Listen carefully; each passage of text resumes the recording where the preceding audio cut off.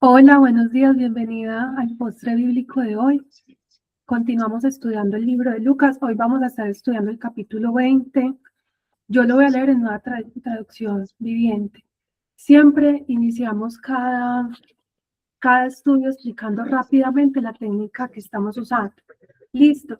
Primeramente, pues vamos a orar porque recuerden que la Biblia no es un libro más que leamos, sino que es un libro que es inspirado por Dios. Entonces, siempre debemos iniciar orando, pidiendo al Espíritu Santo, que fue el que inspiró esa palabra, para que nos hable, para que nos revele su verdad, para que podamos entender lo que Dios nos quiere decir a cada una. Padre, gracias por este día que nos regalas, por esta nueva semana, por esta nueva oportunidad, Señor, de escuchar tu palabra, de conocerte más, Señor.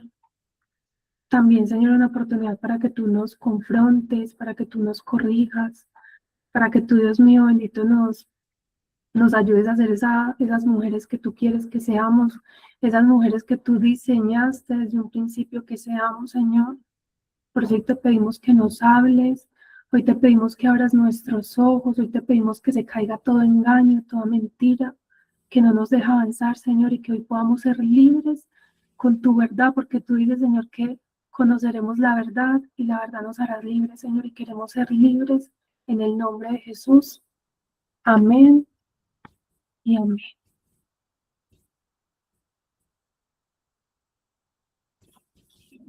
Bueno, la técnica de estudio que hemos estado usando es que no vamos a leer la Biblia por leerla, sino que vamos a meditar en ella y poder profundizar más y poder dejar que esa palabra nos transforme realmente y no sea como un checklist, como que, ay, bueno, hoy hice mi devocional y ya, no, sino que, o sea, que realmente vayamos a la fuente y que esa palabra la podamos llevar a la práctica, que es lo más importante.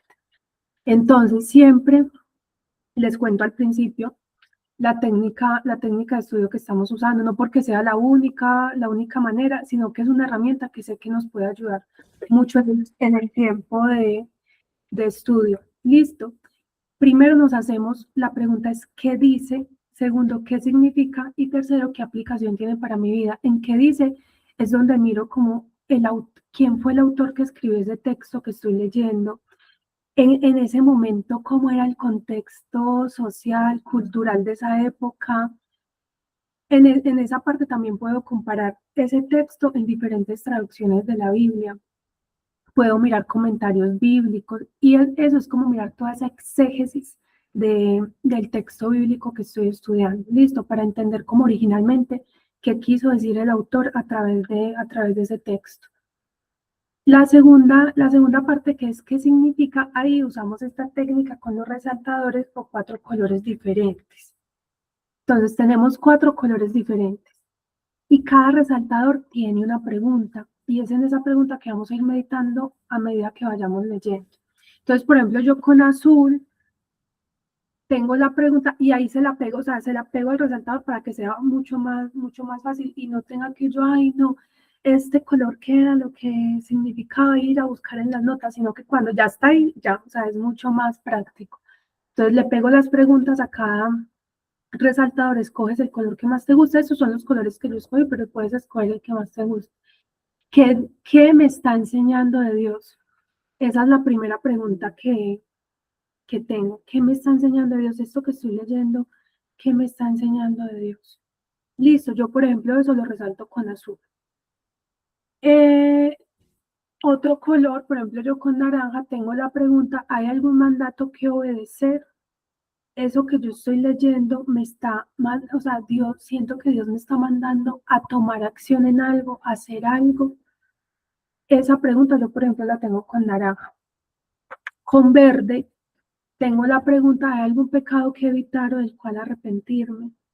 De esto que estoy leyendo hoy, que Dios me está hablando hoy, ¿hay algo que Dios me está llamando a cambiar, a dejar o a evitar, a no caer en eso?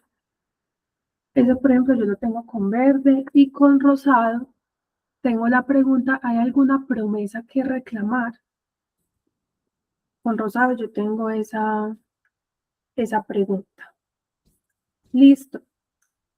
vamos meditando en esas preguntas y esto nos ayuda a que profundicemos mucho más en la palabra y que vayamos como masticando esa palabra y no sea como leer por leer y al final del día, no sea como leer por leer y al final del día no nos acordamos de lo que aprendimos en el devocional o en el tiempo de oración.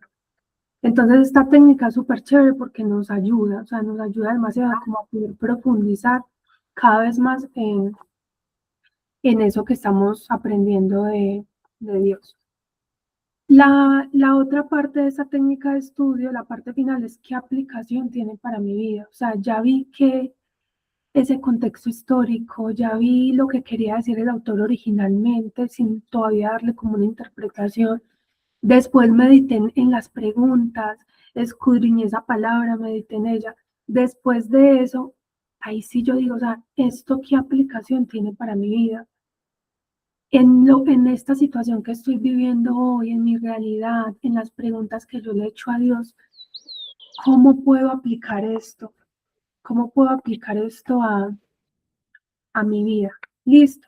Entonces ya como con eso en mente, ahora sí vamos a leer el capítulo de hoy, que es Lucas 20. Yo lo voy a leer después recorrido y al final pues voy a hacer a resaltar como ciertas cosas que me llamaron mucho la atención. Y al final, que terminemos la grabación, ya si alguna quiere dar algún aporte, es bienvenida. Lucas 20, yo lo voy a leer en Nueva Traducción Viviente. Dice, cierto día, mientras Jesús enseñaba a la gente y predicaba la buena noticia, en el templo los principales sacerdotes, los maestros de la ley religiosa y los ancianos se le acercaron. ¿Con qué autoridad haces todas estas cosas?, le reclamaron. ¿Quién te dio el derecho? Primero, déjenme hacerles una pregunta. Él les respondió. ¿La autoridad de Juan para bautizar provenía del cielo o era meramente humana? Ellos discutieron el asunto unos con otros. Si decimos que provenía del cielo, preguntará por qué nosotros no le creímos a Juan. Pero si decimos que era meramente humana, la gente nos apedreará, porque están convencidos de que Juan era un profeta. Entonces finalmente contestaron que no sabían. Jesús respondió, entonces yo tampoco les diré con qué autoridad hago estas cosas. Jesús se dirigió nuevamente a la gente y les contó la siguiente historia. Un hombre plantó un viñedo, lo alquiló a unos agricultores arrendatarios y se mudó a vivir a otro país por varios años. Llegado el tiempo de la cosecha de la uva, envió a uno de sus siervos para recoger su parte de la cosecha, pero los agricultores ataron al siervo, le dieron una paliza y lo mandaron de regreso con las manos vacías. Así que el dueño envió otro siervo, pero a este también lo insultaron, le dieron una paliza y lo despacharon con las manos vacías. Entonces envió a un tercer siervo, a quien lastimaron y echaron a patadas. ¿Qué haré?, se preguntó el dueño. Ya sé, enviaré a mi querido hijo.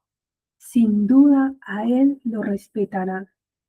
Sin embargo, cuando los agricultores vieron al hijo, se dijeron unos a otros, aquí viene el heredero de esta propiedad, matémoslo y nos quedaremos con la propiedad. Entonces lo arrastraron fuera del viñedo y lo asesinaron. ¿Qué creen ustedes que hará con ellos el dueño del viñedo?, preguntó Jesús. Les diré, irá y matará a esos agricultores y alquilará el viñedo a otros. Qué terrible que suceda algo así, protestaron los oyentes. Jesús los miró y les dijo, entonces, ¿a qué se refiere la siguiente escritura? La piedra que los constructores rechazaron ahora se ha convertido en la piedra principal. Todo el que tropiece con esa piedra se hará pedazos, y la piedra aplastará a quienes les caiga encima. Los maestros de la ley religiosa y principales sacerdotes querían arrestar a Jesús en ese mismo momento. Entonces se dieron cuenta de que contaba esa historia en contra de ellos, pues ellos eran los agricultores malvados, pero tenían miedo de la reacción de la gente. Los impuestos para el César. Esperando su oportunidad, los líderes mandaron espías que se hicieron pasar por hombres sinceros.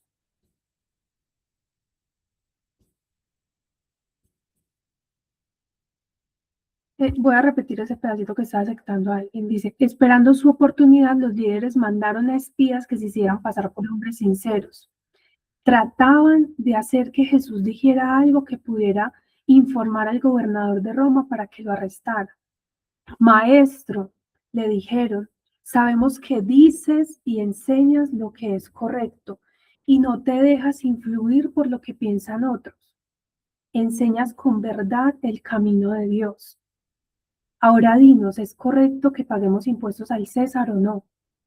Jesús se dio cuenta de la trampa y dijo, muéstrenme una moneda romana. ¿A quién le pertenece la imagen y el título grabados en la moneda? Al César, contestaron. Bien, dijo, entonces den al César lo que le pertenece al César y den a Dios lo que le pertenece a Dios. Así que no pudieron atraparlo por lo que decía en público. En cambio, quedaron asombrados de su respuesta y se callaron. Después se acercaron a Jesús algunos saduceos, líderes religiosos, que dicen que no hay resurrección de los muertos. Le plantearon la siguiente pregunta: Maestro, Moisés nos dio una ley que dice que si un hombre muere y deja una esposa sin haber tenido hijos, su hermano debe casarse con la viuda y darle un hijo para que el nombre del hermano continúe. Ahora bien, supongamos que habían 7 hermanos. El mayor se casó y murió sin dejar hijos. Entonces el segundo hermano se casó con la viuda, pero él también murió. Luego el tercer hermano se casó con ella. Lo mismo sucedió con los 7, quienes murieron sin dejar hijos. Por último, la mujer también murió. Entonces dinos, ¿de quién será esposa en la resurrección? Pues los 7 estuvieron casados con ella. Jesús respondió, el matrimonio es para las personas aquí en la tierra, pero en el mundo que vendrá, los que sean dignos de ser levantados de los muertos no se casarán, ni se darán en casamiento, ni volverán a morir. En ese sentido serán como ángeles. Ellos son hijos de Dios e hijos de la resurrección. Ahora bien, en cuanto a si los muertos resucitaran, hasta Moisés demostró esto cuando escribió acerca de la zarza ardiente. Mucho después de que Abraham, Isaac y Jacob murieron, él se refirió al Señor como el Dios de Abraham, el Dios de Isaac y el Dios de Jacob. Por lo tanto, Él es Dios de los que están vivos, no de los muertos, porque todos están vivos para Él. Bien dicho, maestro, comentaron algunos de los maestros de la ley religiosa que estaban allí, y después nadie se atrevió a hacerles más preguntas. Entonces Jesús les planteó una pregunta: ¿cómo es que se dice que el Mesías es hijo de David? Pues David mismo escribe en el libro de los Salmos: el Señor le dijo a mi Señor, siéntate en el lugar de honor a mi derecha, hasta que humille a tus enemigos y los ponga por debajo de tus pies. Si David llamó al Mesías Señor, ¿cómo es posible que el Mesías sea su hijo? Entonces, mientras la multitud escuchaba, se dirigió a sus discípulos y les dijo: cuídense de los maestros de la ley religiosa, pues les gusta pavonearse en túnicas largas y sueltas, y les encanta recibir saludos respetuosos cuando caminan por las plazas, y cómo les encanta ocupar el asiento de honor en las sinagogas y sentarse a la mesa principal de los banquetes. Sin embargo, estafan descaradamente a las viudas para apoderarse de sus propiedades y luego pretenden ser piadosos, haciendo largas oraciones en público. Por eso serán castigados con severidad. Bueno, ahí termina el capítulo 20. Y miren, o sea, este capítulo empieza con los maestros de la ley y los religiosos queriendo hacerle preguntas trampa a Jesús, como para hacerlo quedar mal, pero lo que ellos no sabían era que, o sea, que él ya sabía hasta lo que ellos estaban pensando. Y lo primero que le preguntan, o sea, con qué autoridad haces esto? Y recuerden que según esta técnica de estudio que hemos venido usando, siempre nos tenemos que preguntar por el contexto histórico y social de esa época en la que se escribió esto. Y resulta que en esa época los rabís, ellos podían, digamos, predicar y podían enseñar, pero con la autoridad de otro, como de otro rabí superior, ¿sí? Entonces estaban, digamos, los que predicaban o enseñaban con la autoridad de cierto rabí, otros con otros. Entonces ellos le decían, o sea, le preguntan a Jesús, ¿y tú con, o sea, con qué autoridad haces esto? ¿Con qué autoridad eh, enseñas y haces todas estas cosas? Pero ya o sea, hemos venido viendo a lo largo de todo esto que hemos estudiado, y es que Jesús no responde, o sea, Jesús nos enseña a no responder a la ligera, y él siempre, bueno, no siempre, pero la mayoría de las veces le hacían una pregunta y él respondía con otra pregunta, porque él llevaba a la persona a que ellos mismos como que llegaran a la respuesta y no sea como que, sí, es que es esto y ya, no, o sea, a él le preguntaban algo y él respondía con otra pregunta, porque llevaba a esas personas a pensar y a que ellos mismos llegaran a esa respuesta. Y, o sea, y eso es muy chévere porque no es lo mismo, me va a salir un poquito pues como de lo que dice, digamos, el propósito original de este texto, pero esto también me lleva a mí a pensar que no es lo mismo cuando tú le dices a alguien, no, es que esto es así, o a tus hijos o a tu esposo, ay, no, es que yo quisiera que mi esposo cambiara esto, entonces yo trato como de decirle, es que esto es así, tal cosa, y yo quisiera como que ya, él ya tuviera como esa convicción, pero es que no es lo mismo cuando yo le digo a alguien, es esto, a cuando esa persona, o sea, como que ella misma llega a la respuesta. ¿Sí me hago entender? Entonces, miren que eso, o sea, Jesús hacía mucho esto. Cuando a él le preguntaban algo, él simplemente no decía, no, es que esto es así y ya, sino que él respondía con otra pregunta para llevar a esa persona a que pensaran y a que ellos mismos llegaran como a esa respuesta. Pero miren acá los religiosos lo que hicieron. Miren lo que hicieron cuando Jesús les dijo. Bueno, ellos le preguntaban, bueno, ¿usted con qué autoridad hace esto? ¿Quién le dio el derecho? Y él les preguntó. Dice, primero déjenme hacerles una pregunta. ¿La autoridad de Juan para bautizar provenía del cielo o era meramente humana? Entonces acá o sea, se abre un tema entre la autoridad que viene del cielo y la autoridad que es meramente humana. Pero miren cómo pensaban los fariseos y los maestros de la ley, para que nosotras nos preguntemos si de pronto también estamos actuando de esa manera. Dice, ellos discutieron el asunto unos con otros. Si decimos que provenía del cielo, preguntará por qué entonces no le creyeron a Juan. Pero si decimos que era meramente humana, la gente nos apedreará porque están convencidos de que Juan era un profeta.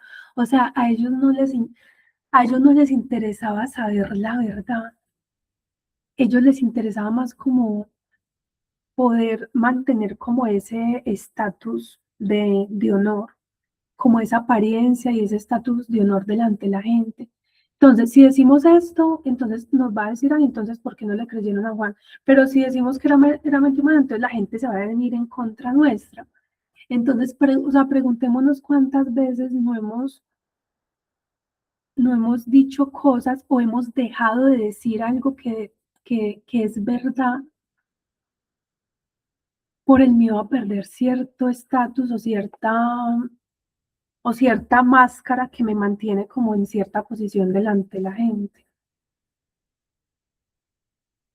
O sea, ¿cuántas veces nos preocupa más lo que pueda llegar a decir las personas de nosotros o lo que nos puedan hacer que la verdad? Porque ellos acá, o sea, ellos acá no estaban buscando como la verdad de esa pregunta, sino que estaban analizando si decían esto o no, cómo los podía afectar a ellos. ¿Sí me hago entender? Eso en cuanto a esta primera parte. Pero inmediatamente después de esa pregunta, entonces Jesús cuenta la historia del hombre que alquiló su viñedo. Volvemos al contexto social y cultural de esa época. O sea, en esa época habían personas muy ricas que tenían grandes extensiones de tierra, que tenían, digamos, cultivos, en este caso un viñedo. Y ellos, como tenían tanto, pues simplemente alquilaban cierta porción de la tierra para que otras personas lo trabajaran y le dieran una parte, o sea, como pago, como alquiler, le dieran una parte de la cosecha, ¿sí? Entonces Jesús, o sea, todas esas historias que Jesús contaba eran historias muy cotidianas para que esas personas o sea, como que lo entendieran fácilmente.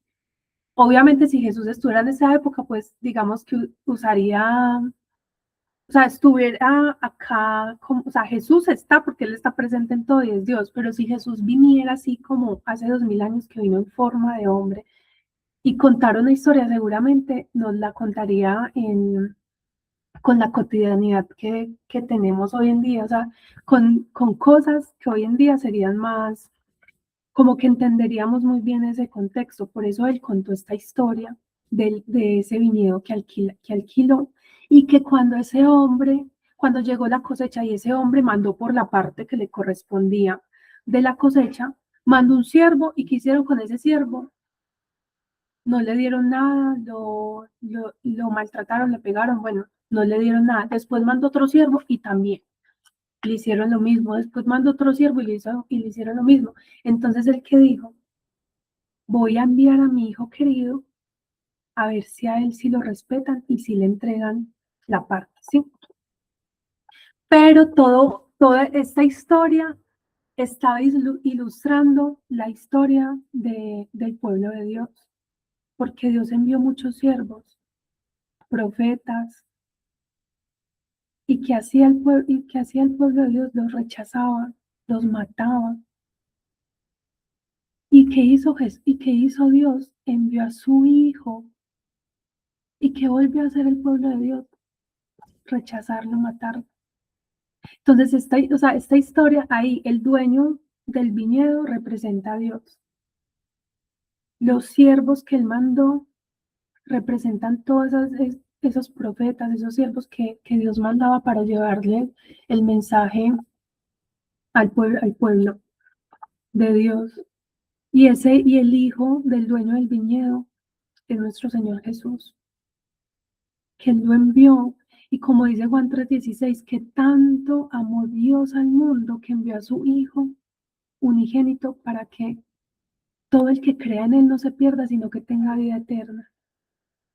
Entonces recordemos, niñas, que la salvación no es por obras, no es por las buenas obras que nosotras hagamos, sino que es por nuestra fe en Jesús.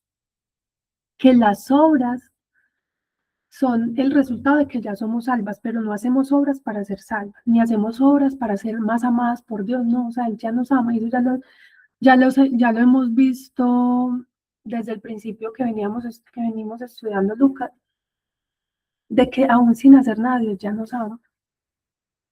Pero esto, y lo digo porque a mí me pasa, cierto, es muy fácil decirlo, pero eso no lo tenemos que estar recordando, que estar recordando. Porque hay veces volvemos a caer en la trampa de que nuestro valor está en lo que hacemos, en que entre más hacemos, en que entre más productivas somos, en que entre más le mostramos al mundo que somos las mejores mamás, las mejores esposas, entonces vamos a o sea, ahí está nuestra valía, y no, o sea, hacemos eso es porque ya somos amadas, no para ser más amadas, no para ser más valoradas. Lo hacemos porque ya Dios nos amó, aún sin hacer nada, solo porque pusimos nuestra fe en Jesús. Entonces no volvamos a caer en la trampa, o sea, no volvamos a caer en la trampa de que es que tengo que hacer ciertas cosas para ser amada, para ser valorada. Tengo que hacer todo lo que el mundo dice, alcanzar un montón de logros, de cosas que no está mal, no es que esté mal eso en sí, no está mal prepararnos, no está mal estudiar, no está mal tener metas, pero lo que está mal es sí ponemos nuestro valor en eso, es que me siento mejor, me siento más amada, me siento más valorada, proporcional a las metas que alcance, y no es así, eso no tiene que ser así, o sea, ya somos amadas, aún sin hacer nada. Lo que hacemos es como consecuencia de que ya somos amadas, no es para ser más amadas, listo. O sea, yo les digo eso y vuelvo y lo repito, porque yo misma me lo repito, porque hay veces como que, y más con las redes sociales que nos muestra vidas así como tan perfectas, caemos en la trampa de querer otra, o sea, como querer volver como a eso, como a esa carrera de que la que más muestra, la que más consiga, no podemos volver a caer. Bueno, después de esa historia del viñedo, me llamó mucho la atención. Yo sé que muchas hemos escuchado esto de den al César lo que es del César y a Dios lo que es de Dios. Vuelve y juegan los fariseos, le estaban, imagínense, o sea, estaban como adulando a Jesús con sus palabras, pero por dentro le estaban tendiendo una trampa. Entonces recuerden que una de las preguntas que nos hacemos, ¿hay algún pecado que evitar o del cual arrepentirme? O sea, estoy siendo coherente con mis palabras, están siendo coherentes con lo que realmente pienso, o estoy diciendo una cosa y pienso otra. Estoy adulando a alguien, admirando a alguien, pero por dentro la envidio y por dentro le tengo rabia. Y también tenemos que tener cuidado porque, o sea, primero nos miramos, o sea, miramos nuestro propio pecado. Estoy siendo esa persona. Y después también eso nos llama como a tener cuidado con las personas, porque hay personas que nos pueden adular, que nos pueden decir muchas cosas, pero por dentro están pensando y sintiendo algo totalmente diferente. Y mire que eso era lo que hacían los fariseos. Le decían, maestro, le dijeron, sabemos que dices y enseñas lo que es correcto y no te dejas influir por lo que piensan otros. Enseñas con verdad el camino de Dios. Mire lo que le decían, ay, no, tú enseñas lo que es correcto, enseñas la verdad, pero por dentro le estaban tendiendo una trampa. Dinos, ¿es correcto que paguemos impuestos al César o no? O sea, ¿por qué le estaban preguntando esto? Porque ellos estaban buscando la manera de que Roma pudiera arrestar a Jesús, o sea, como tener una razón para poderlo arrestar. Entonces, si él decía que no era correcto que pagaran impuestos, entonces ya tenían una razón para acusarlo con Roma, ¿sí? Y si decía que no debían pagarlo, bueno, si decían que no debía pagarlo, entonces ya tenían una razón para acusarlo con Roma. Pero si decían que sí tenían que pagarlo, entonces iban a decir, no, este no es el Mesías, porque los judíos esperaban un Mesías que vinieran a quitarles como a librarlos del imperio romano, a librarlos como de ese régimen pues opresor, de todo ese cobro pues abusivo de impuestos. Pero miren lo que Jesús les dijo. Muéstrame en una moneda romana, vuelve y juega, o sea, le hacen una pregunta a Jesús y Jesús responde con otra pregunta. Miren lo que les pregunta. ¿A quién pertenece la imagen y el título grabados en la moneda? Al César. Contestaron. Bien, dijo. Entonces, den al César lo que pertenece al César y den a Dios lo que pertenece a Dios. ¿Y qué le pertenece a Dios? Todo. Pero a mí me llamó tanto la atención esta parte porque él dice, ¿a quién pertenece la imagen y el título grabados en la moneda? Y ellos de una dijeron al César. Niñas, y ustedes saben que en la palabra dice que que nosotras fuimos creadas a imagen de Dios. Entonces, ahí, ¿qué nos está diciendo Jesús? Claro, la moneda tiene la imagen del César. Bueno, si tiene la imagen del César, désela al César. Pero si nosotras tenemos la imagen de Dios, ¿a quién nos tenemos que dar? ¿A quién nos tenemos que entregar? Es a Él. Entonces, o sea, a mí me cuestionó mucho eso porque me puse a pensar, o sea, realmente yo me estoy entregando a Dios porque yo le pertenezco a Dios, así como esa moneda tiene la imagen, tenía la imagen del César y el título grabado del César. Y la palabra de Dios dice también que nosotras fuimos selladas con el Espíritu Santo, o sea, fuimos creadas a su imagen, tenemos su imagen y tenemos su sello. Y Jesús les dice, entonces den al César lo que pertenece al César y den a Dios lo que pertenece a Dios. Nosotras como imagen de Dios, si nos estamos entregando realmente a Dios y entregarnos, o sea, y entregarnos a Dios, no, ay, no, mantenernos metidas en la iglesia y con la Biblia debajo del brazo. No, es en todo, o sea, es en lo más sencillo de la vida, en lo cotidiano, desde que me despierto, desde cómo, o sea, desde cómo preparo el desayuno. Entregarnos a Dios no es las personas que se van, mejor dicho, a un monte y se alejan del mundo para entregarse a Dios, ¿no? O sea, es en todo lo que hacemos. Realmente yo, o sea, realmente soy consciente de que yo llevo la imagen de Dios. Si eso que era una moneda, que tenía la imagen de un hombre, Jesús dijo, si eso pertenece al César, déselo al César, y lo que pertenece a Dios, déselo a Dios. Nosotras tenemos la imagen de Dios.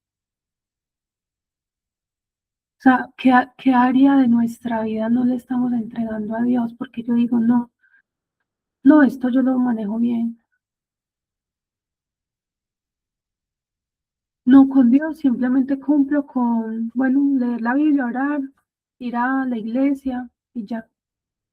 Pero mira que Dios nos está diciendo acá, den al César lo que pertenece al César y a Dios lo que es de Dios. ¿Y de dónde partió Dios? ¿Y de dónde partió Jesús diciendo esto? ¿Qué imagen tiene? ¿Qué imagen tiene esa moneda? Y así como esa moneda tenía la imagen del César, hoy Dios nos recuerda que nosotras tenemos la imagen de Dios, porque la palabra de Dios dice que fuimos creadas a su imagen. Entonces, bueno, quedemos como meditando en todas estas preguntas y pensando si le estoy entregando a Dios solo un pedacito o realmente le estoy entregando todo lo que le pertenece a Él. Y él finalizó, mire cómo finalizó, uy, no tan duro, no me parece tan duro como Jesús le hablaba a los fariseos. Miren cómo terminó este capítulo, y dice, ya después de todo eso, de que él le estaba hablando pues a todo el mundo, dice, él le dijo a sus discípulos, cuídense de los maestros de la ley religiosa, pues les gusta pavonearse en túnicas largas y sueltas y les encanta recibir saludos respetuosos cuando caminan por las plazas. Y cómo les encanta ocupar los puestos de honor en las sinagogas y sentarse a la mesa principal de los banquetes. Sin embargo, estafan descaradamente a las viudas para apoderarse de sus propiedades y luego pretenden ser piadosos haciendo largas oraciones en público. Por eso serán castigados con severidad. O sea, ellos tenían una apariencia de piedad, y mejor dicho, y eran los que más oraban y hacían unas oraciones súper largas. Pero miren lo que dice acá, estafaban a las viudas, apoderándose de sus propiedades. Volvemos al principio, cuando miramos ese contexto social de lo que estamos leyendo. En esa época las viudas, o sea, las mujeres, ya hemos visto que su testimonio no tenía validez. Hago un paréntesis acá, o sea, la gente dice que la Biblia es machista, pero yo veo a Jesús defendiendo tanto a la mujer, no porque la mujer sea más que el hombre, no, porque eso tampoco era lo que Jesús quería, sino porque para Dios tanto el hombre como la mujer son igual de valiosos, que cada uno tiene un rol diferente, sí, y un diseño diferente y complementario. Pero yo veía que aquí, que Jesús levantaba tanto a la mujer, porque en esa época el testimonio de una mujer no era válido. O sea, las viudas eran, digamos que la población más vulnerable que había. Cuando se moría el esposo y ese esposo dejaba propiedades, la viuda ni podía reclamar esas propiedades. El esposo la tenía que dejar a cargo de un hombre, de alguien para redimir como esa herencia, y supuestamente pues muchas veces la dejaba a cargo de los maestros y los religiosos porque supuestamente pues cierto, eran como los líderes religiosos, pero miren lo que hacían ellos. Se aprovechaban de las viudas, las estafaban y se apoderaban ellos de las propiedades de ellas. Entonces, no nos asombremos cuando veamos a alguien. O sea, no estoy diciendo que, que el caso sea para todos, pero no nos asombremos cuando veamos a alguien orando, haciendo oraciones con palabras, mejor dicho, repomposas. No, Dios ve el corazón y la intención con la que estamos haciendo la oración. No tenemos que aparentar religiosidad, espiritualidad. Dios ve más allá de las apariencias. Dios ve más allá de las apariencias. Y no somos más espirituales porque ya oramos en público, porque enseñamos a otros.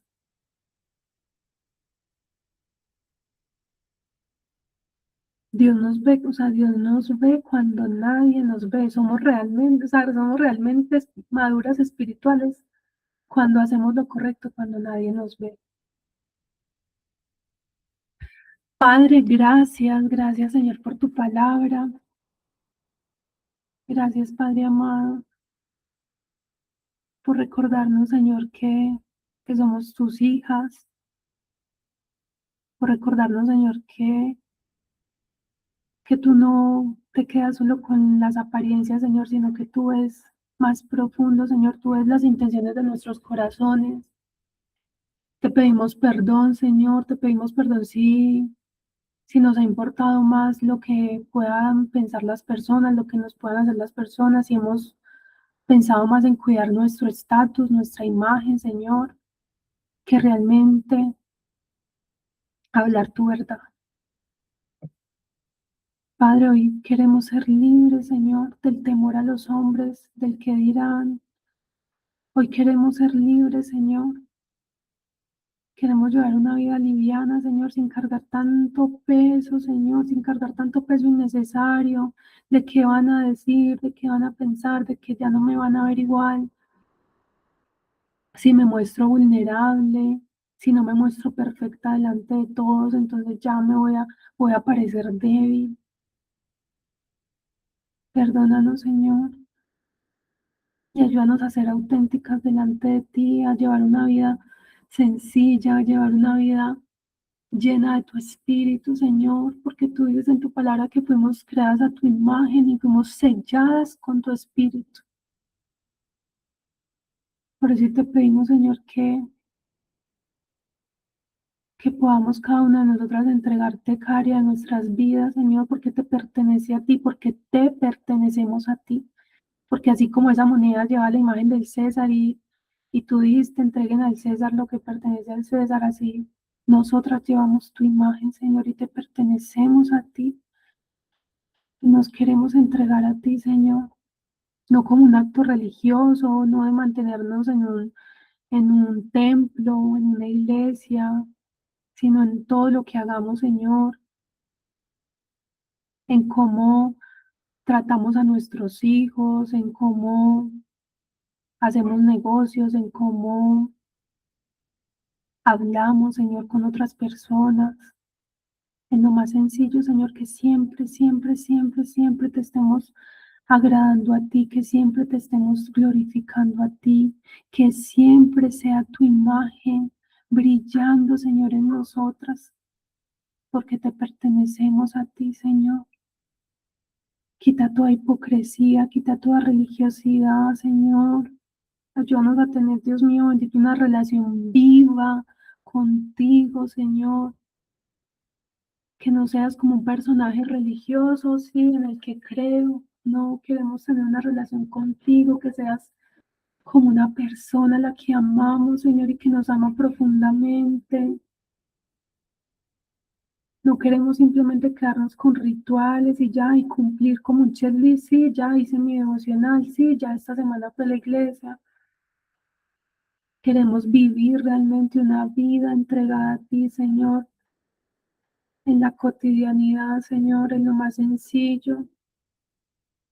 Que todo lo que hagamos, Señor, te refleje a ti, que refleje esa imagen de ti que hay en cada una de nosotras, Señor. Y por eso te pido, Señor, que selles esta enseñanza, Señor, en nuestras mentes, en nuestros corazones y que nos transformes. Te lo pedimos en el nombre poderoso de Jesús. Amén y amén.